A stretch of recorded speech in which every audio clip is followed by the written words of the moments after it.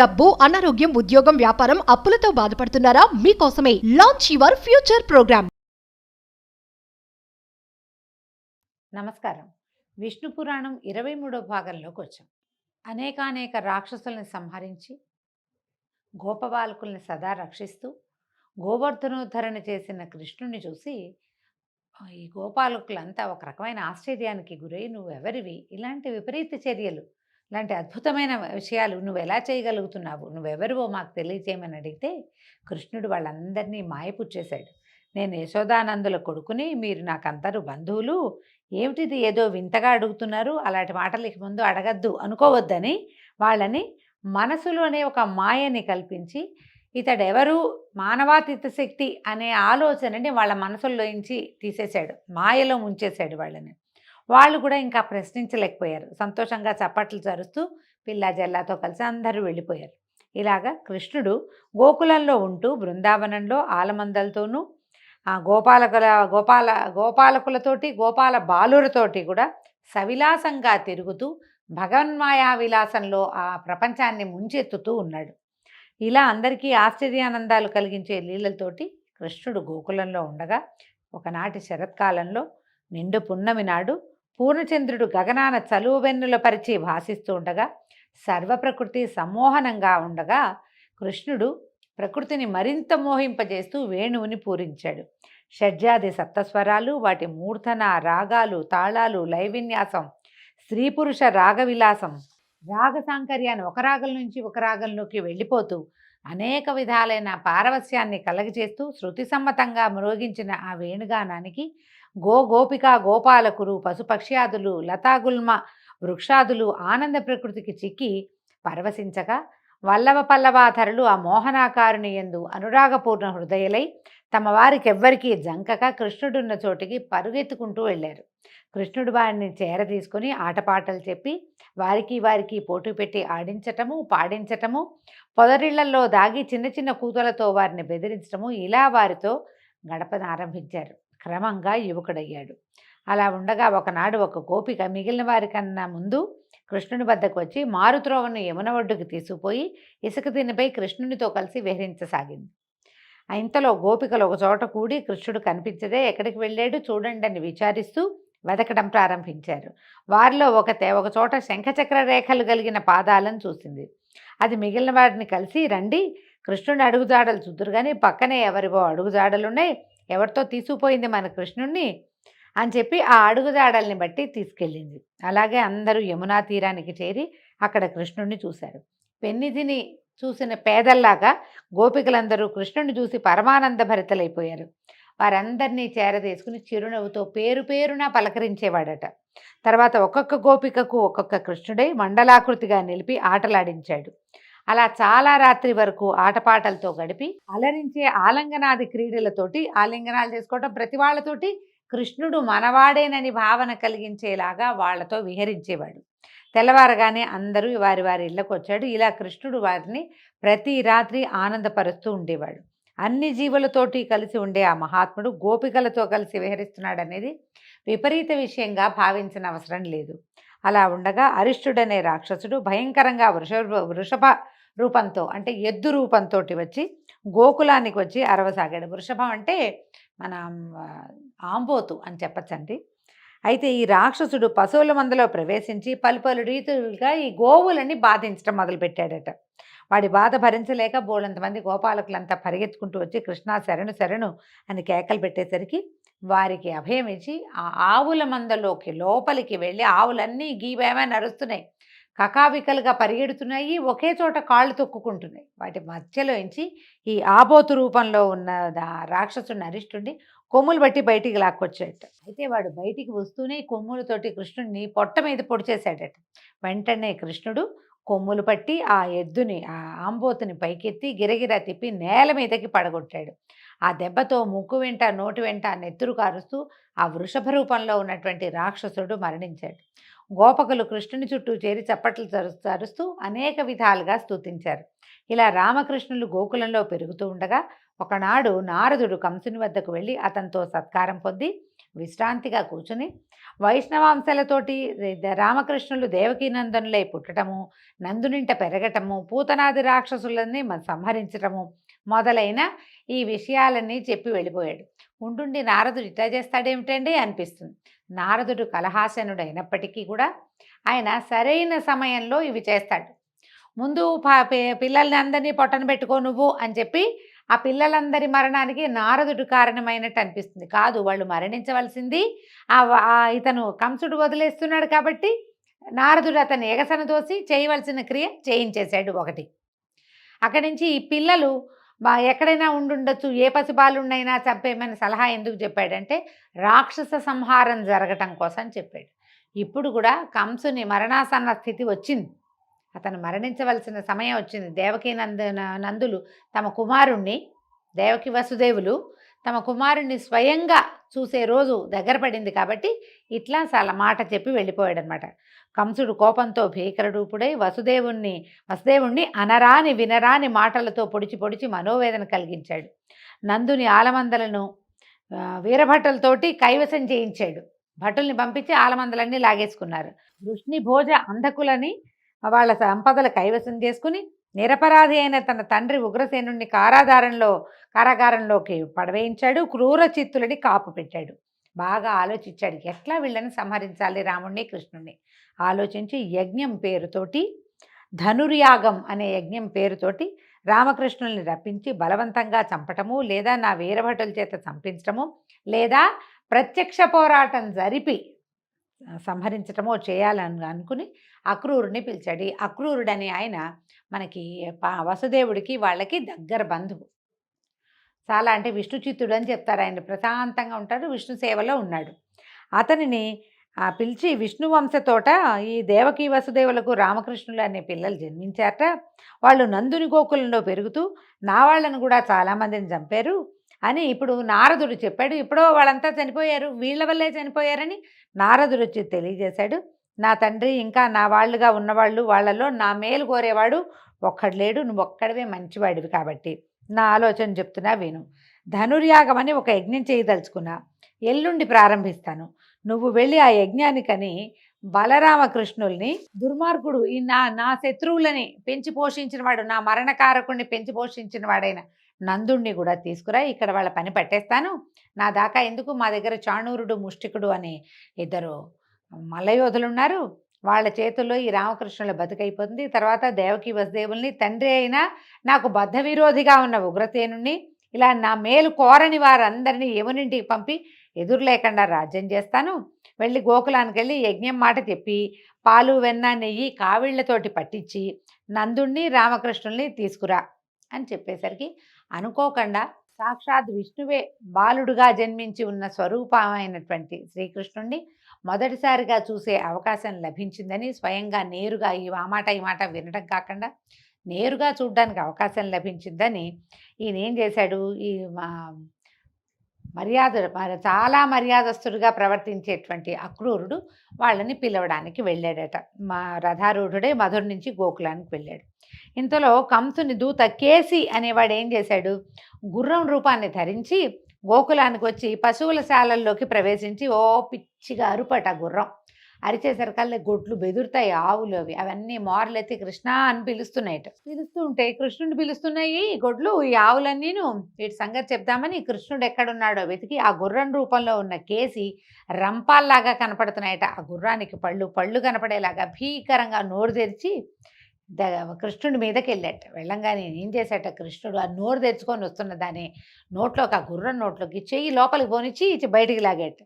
బయటకి మొత్తం పళ్ళన్నీ లాగేసేట, పళ్ళు ఊడిపోయినాయి. అలాగే కృష్ణుడి చెయ్యి ఏం చేసినట్టు ఇట్లా లోపల ఇలా చెయ్యి దూరేసరికల్లా చెయ్యి పెద్దదైపోయింది, పళ్ళు రాలిపోయినాయి. చెయ్యి దాని పొట్టలోకి వెళ్ళిపోయిందట. పొట్టలోకి వెళ్ళిపోయి చెయ్యి పెద్దదిగా పెంచేసరికల్లా ఈ కేసి అనే గుర్రం రూపంలో ఉన్నటువంటి రాక్షసుడు మరణించాడు. పొట్ట పగిలిపోయి కింద పడిపోయాడట. ఈ గోపకులందరూ ఎంతో ఆనందంగా చప్పట్లు తరుతూ కృష్ణుడి చుట్టూతా చేరి చిందులు తొక్కుతూ ఆడుకున్నారట. ఇంతలో నారదుడు ఒక ఇంత పైన నిలిచి, పద్మాక్ష కళ్ళారా చూశాను నీ రాక్షస వధ, ఆ కడుపు నిండింది. దేవతలు కూడా తేరి చూడరాని కేసి అనే రాక్షసుని అవలీలగా సంహరించావు.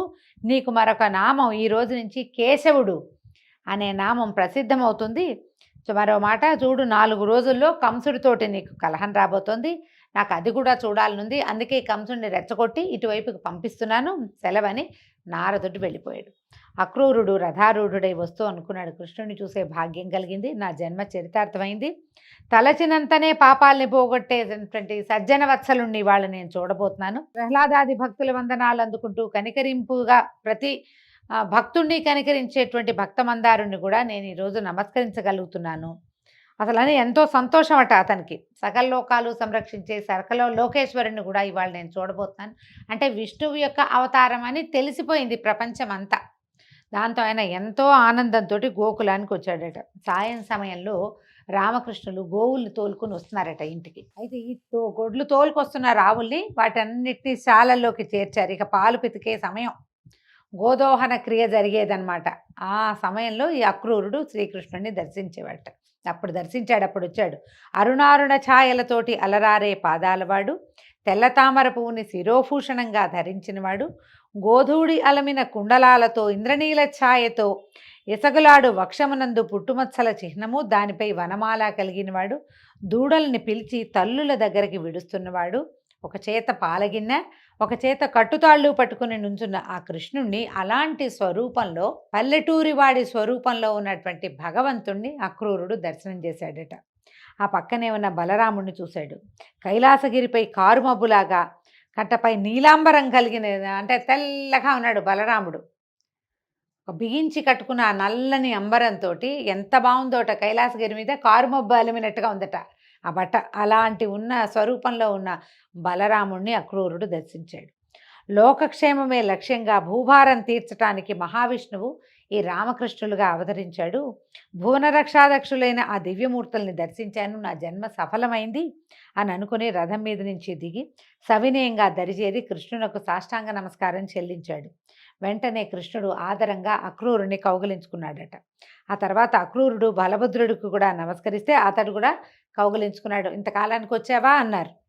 ఒకళ్ళనొకళ్ళు కుశల ప్రశ్నలు అడిగి ఒక చోట శుభ్రమైన చోట కూర్చుని వేరే వాళ్ళు ఎవరో ఆవులు పాలు తీస్తున్నారు, వీళ్ళు కబుర్లు చెప్పుకున్నారు కాసేపు. తర్వాత స్నానము భోజనము చేశాక అప్పుడు ఈ అన్నదమ్ములిద్దరూ మధురానగరపు విశేషాలు అడిగితే అప్పుడు చెప్పాడు, మీరు సర్వజ్ఞులు, మీకు తెలియందేముంది, మధురానగరం అట్టుడికిపోతోంది, ఉగ్రసేనుడిని కూడా ఖైదు చేయబడ్డాడు, ఆయనను కూడా జైల్లో పెట్టబడ్డాడు, నిండు సభలో దేవకీ వసుదేవుల్ని కుమారుణ్ణి దాటించేశావని అనరాని మాటలన్నాడు. ఈ వయసు మళ్ళిన వాడన్న ఆలోచన లేకుండా ఆయన ఉగ్రసేనుడికి కాళ్ళకి చేతులకి సంఖ్యలు బిగించి మరీ చెరలో పెట్టాడు.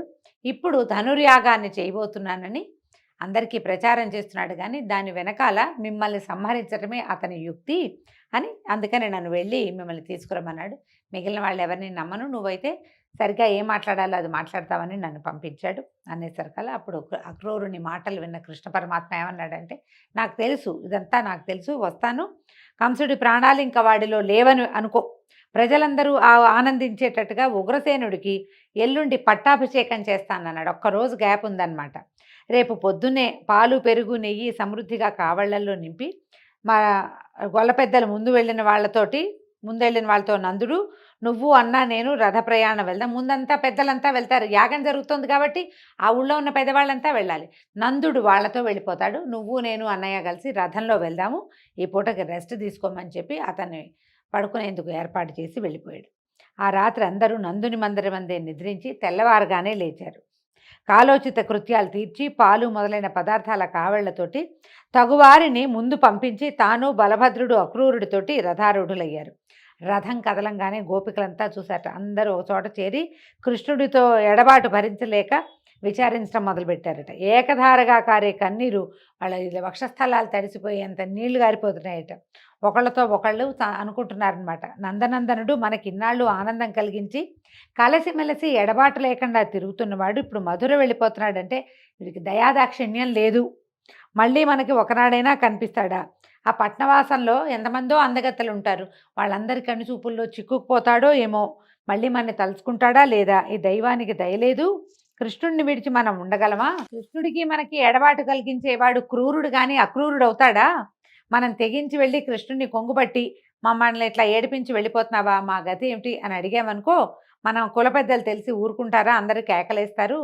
ఈనాటి నుంచి మన గొల్లపల్లె చిన్నబోయి ఉంటుంది, మన బతుకులు కూడా అంతే, అయ్యో మన మీద దేవుడి కనికరం లేకపోయింది అని ఏడుస్తూ ఆ రథం వెనకాలే కనిపించేవారు. అది గుర్రాల జోడ్చిన బండి ఏమవుతుంది, వేగంగా పరిగెడుతుంది.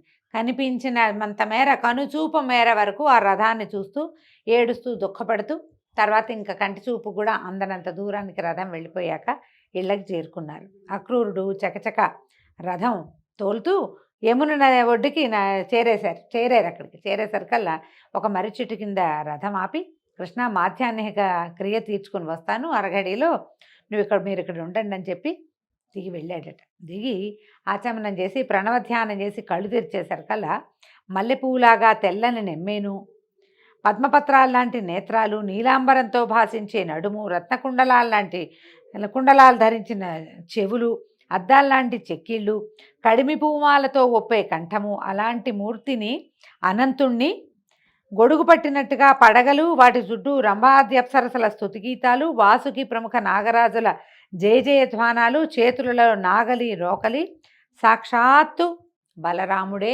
కనిపించాడట. కళ్ళు తెచ్చేసరికి నీటిలో కనపడుతున్నాడు. ఆ అనంతుడికి ముందు నీలనీరద శరీరుడు, వనమాలి పీతాంబరుడు అయిన కృష్ణుడు కనిపించాడు. ఆశ్చర్యపోయాడట అక్రూరుడు. ఇదేమిటి, స్నానం చేయడానికి వీళ్ళు రథంలోకి వచ్చాయి, ఈ నదిలోకి వచ్చారా, రథం దిగి అని వెనక్కి తిరిగి రథం వైపు చూస్తే రథంలో అన్న తమ్ముడు ఇద్దరు కిలకిలా రావాలి చేస్తూ కబుర్లు చెప్పుకుంటున్నారు, చెట్టుని చేవని చూపిస్తున్నారు, ఒకళ్ళకొకళ్ళు పక్షుల్ని పిలుస్తున్నారు. ఇక్కడ చూస్తే ఇటు తిరిగేసరికల్లా నీళ్లలో దర్శనం కనపడుతోంది. అనంతుడు విష్ణువు కూడా కనిపిస్తున్నారన్నమాట. కృష్ణుడు కృష్ణస్వరూపంలోనే పరమాత్మ దర్శనం అయ్యేసరికల్లా ఈయన ఏమనుకున్నాడు, సరే అని మానసికంగా షోడశోపచారాలు చేసి నమస్కరించి రథం దగ్గరికి వచ్చాడట. ఈ రథం తోలటానికి ఉపక్రమించాడు. కృష్ణుడు నవ్వుతూ అడిగాడట, ఏమిటయ్యా అక్రూరా, నీ మొహం శోభాయమానంగా కనపడుతుంది, నీళ్ళలో ఏదైనా వింత చూసావా అని అడిగేసరికల్లా అప్పుడు అక్రూరుడు చెప్పాడు, నాకు కృష్ణ, నీకు తెలియని వింతుందా, నీకంటే మాయ ఉందా, నీకు తెలియదా, ఇది నన్ను ధన్యుణ్ణి చేద్దామనుకున్నావు, నీ పురాతన రూపాన్ని చూపించావు, నీ దయకి పాత్రుండైన నేను నిర్విచారంగా జీవితం గడపక ఆ దురాచారుడైన ఆ కంసుడితోటి వాడికి లొంగి జీవించవలసి వస్తుంది. ఏమన్ను, తన ఇష్ట ప్రకారం నడవరాదు, శరీర సుఖం కోరుకోకూడదు, ఇంకొకళ్ళకి సేవ చేస్తూ వాడి తిండి తింటూ బతికేవాడు జీవన్మృతుడే. మా నిష్ఠారాజ్యం చెల్లదు కదా, నేను వాడి సేవలో ఉండేసరికి నేను నిన్ను స్వస్వరూపంలో దర్శించలేకపోతున్నాను అని చెప్పేసరికల్లా అప్పుడు కృష్ణుడు అతన్ని ఓదార్చి అతని మనసులో ఉన్న చింత పోగొట్టి ధైర్యము శాంతి కలిగేలాగా చేశాడట. రథం చకచకా నడిచింది. పొద్దుపోయేసరికి మధురకి చేరారు. అప్పుడు అక్రూరుడు ఏమన్నాడు అన్నదమ్ములతో, మీరు రథం మీద కూర్చుని వస్తే కంసుడు కోపం వస్తుంది, కాబట్టి మీరు మీ తాత మీ బాబాయిలు మావయ్యలు వీళ్ళంతా కట్నాలు పట్టుకొచ్చారు కదా, పాలు పెరుగు వెన్న అన్నీ తెచ్చారు, వాళ్ళతో పాటు నడిచినండి. ఇప్పుడు దేవకి వసుదేవులను చూడడానికి వెళ్ళబోకండి, మీరు వెళ్ళడం తెలిసిందంటే ఆ దుర్మార్గుడు వాళ్ళని ఇంకా బాధిస్తాడని చెప్పి వాళ్ళ వద్ద సెలవు తీసుకుని వాళ్ళని బండి దింపేసి కంసుడి దగ్గరికి వెళ్ళాడు. వచ్చి రామదామోదరులు వచ్చారని చెప్పి తన ఇంటికి వెళ్ళిపోయాడట. సరే, కృష్ణుడు ఏం చేశాడు, అన్నయ్యతో కలిసి అప్పుడే మధురకు చేరిన గోపకుమారకులతో కలిసి రాజమార్గాన దివ్యమోహనమూర్తిగా నడిచి వెళ్తుంటే నగరవాసులంతా భక్తిని రక్తిని ప్రదర్శిస్తూ చూపులతోటే స్వాగతం పలికారట. అట్లా కృష్ణుడు వెళ్తూ ఉంటే మడత బట్టలు భుజాన ఉంచుకుని ఒక చాకలివాడు ఎదుర్రాగా, ఆ మూటలో ఉన్న బట్టలు కొన్ని మాకివ్వు అని అడిగాడట. అడిగేసరికి చాకలి పెడసరంగా మాట్లాడాడు. మీ మాటలు మా రాజు కంసుడు గనక వింటే మా ప్రాణాలు పోతాయి, పోపో అని కసిరాడు. కసిరేసరికల్లా కృష్ణుడు ఎడమ చేయి చాచి వాని శిరస్సు మీద ఒక్క సరుపు జరిచాడట, నెత్తి మీద కొట్టాడు. కొట్టేసరికల్లా చాకలి శవం వాడు వెంటనే పై ప్రాణాలు పైన పోయిన తల మీద తగిలేసరికి తామస ప్రవృత్తికి తలతాడనమే కరెక్ట్, నెత్తి మీద కొట్టంగానే పడిపోయాడు, మరణించాడు. కృష్ణుడు బట్టల మూట విప్పి జిలుగువన్నే పట్టుచీర అన్నకిచ్చాడు. పసిడి జలతారంచు పచ్చని పట్టుపంచె తీసి తాను కట్టుకున్నాడు. మిగిలిన బట్టలన్నీ గోపకుమారులకి పంచిపెట్టాడు. తర్వాత ముందుకెళ్ళి పువ్వులమ్మే వాడింటికి పోయి పూదండలు అడిగాడు. అయితే వాడు భయంతో ఏం చేశాడట, భయంతో భక్తితోటి కూడా శ్రీకృష్ణుని పాదాలకి వంగి శిరస నమస్కరించి లేచి పువ్వుల దండలు ఇచ్చాడట. దేవా, నీ వంటి వాడు రావడము పువ్వులు అడగడం నా అదృష్టం, తీసుకో, ఇంకేం కావాలో తీసుకోమంటే అప్పుడు కృష్ణుడు అన్నాడు, మరేమీ అక్కర్లేదు, నీ వంశం వృద్ధి పొందునుగాక, నీకు ఈ జన్మలోనే మోక్షం కలుగాక అని వరాలిచ్చి పోయేస్తామని కృష్ణుడు బయటకు వచ్చాడట. రాచబాటలో నడుస్తూ పోతున్నాడు. అంతలో ఒక స్త్రీ కుబ్జగా ఉన్న అంగన ఎదురైందట. ఇదేంటంటే అంగ వికృతి కలిగిన ఆకారం కలిగి ఉండేటువంటి కుబ్జ, అంటే వంకర టింకరగా ఉంది. ఆమె ఏం పట్టుకుంది, వివిధ సుగంధ పదార్థాలతో తీసినటువంటి చందనాన్ని ఒక పాత్రలో ఒక పళ్ళెంలో ఉంచుకుని వచ్చిందట. అయితే ఈ కృష్ణుడు అడిగాడు, అబ్బా గుమగుమలాడిపోతోంది, కొంచెం చందనం పూస్తావా నాకు అని అడిగాడు. అడిగేసరికల్లా ఈ కుబ్జ కృష్ణుని మోహన రూపం చూసి ముగ్ధయ్యి రకరకాల వస్తువులు, అంటే ఏమేమి ఉన్నాయి చూడండి, కస్తూరి, కుంకుమ పువ్వు, చందనం, జవాది ఇలాంటివి కలిపి నూరి రోజు కంసమహారాజుకి అందించి కట్నాలు కానుకలు తీసుకుంటాను, నీకు తెలియదేమో కానీ అందరికీ తెలుసు ఇదే నా పని, నా బతుకు అనగా కృష్ణుడు దాని గడ్డం కింద చేయబట్టి దాని 2 పాదాలు తన 2 పాదాలతో తొక్కి మీదికెత్తి విడిచాడు. ఆశ్చర్యంగా, అంటే మెడ పట్టుకుని సాగదీశాడనమాట. ఒట్టిగా సాగదీస్తే కదలదు, అందుకని ఏం చేశాడు, చటుక్కున ఆ పాదాల మీదకి పాదాలు ఉంచేశాడు. కాళ్ళు కదలకుండా బిగిసిపోయింది. మెడ పట్టుకుని సాగదీసేసరికల్లా 3 వంకర్లతో ఉన్న కుబ్జా స్వరూపంలో ఉన్న ఆ అమ్మాయి నడు వంకర, మెడ వంకర, మొహం వంకర కూడా తీరిపోయి పరమాద్భుత సౌందర్యవతిగా రూపొందిదట. అయితే ఆమె చాలా సంతోషంతో చూసి, ఈ పూట మా ఇంటికి రావాలంటే ఇప్పుడు కాదు వస్తానని దాని చేతిలో చెయ్యేసి నవ్వుతూ రాజమార్గాన్ని వెళ్ళి అలా నడుస్తూ వెళ్ళి కంసుని ధనుశాలలో చేరాడట. అన్నతో కలిసి అక్కడ అందరి దగ్గర కనుక్కున్నాడు ధనుర్యాగం ఏమిటి అదంతా. తర్వాత యజ్ఞ విషయం తెలుసుకున్నాడు.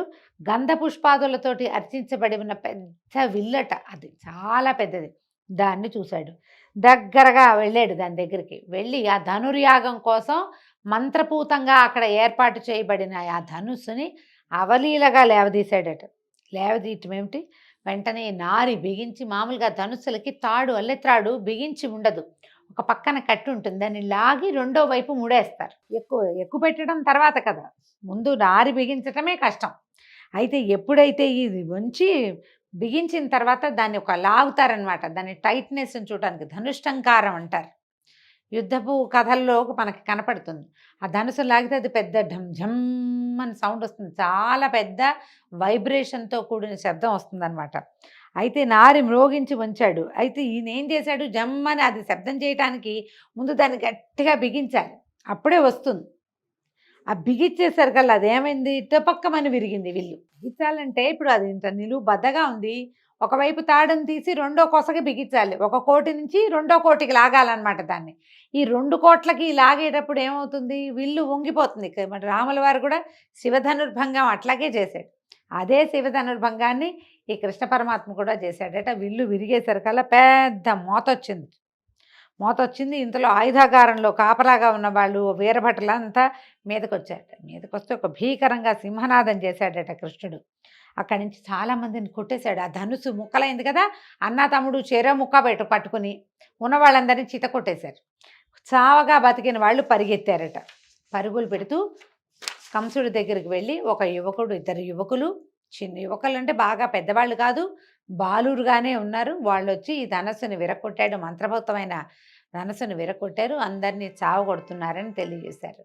ఈ కృష్ణలీలతోటి ఈ భాగం సమాప్తం అండి. మళ్ళీ రేపు ఉదయం కంసుని సంహారం ఎలా జరిగిందో తెలుసుకుందాము. నమస్కారం.